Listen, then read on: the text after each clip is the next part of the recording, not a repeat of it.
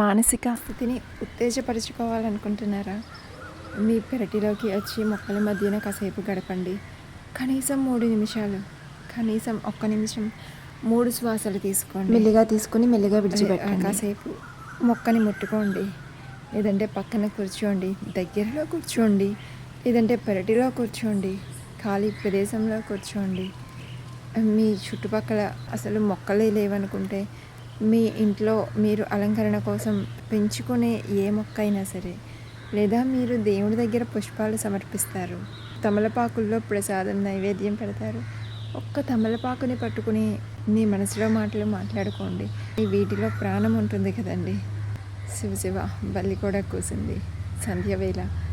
అలాగే మీరు పుష్పాలు సమర్పిస్తారు, వీటికి కూడా ప్రాణం ఉంటుంది కదండి. అవి వాడిపోయేలోపు జీవమున్న పూలు, జీవమున్న ఆకులతో అన్న మాట్లాడండి. మనశాంతిగా పట్టుకోండి, ఊపిరి పీల్చుకోండి. అంతే.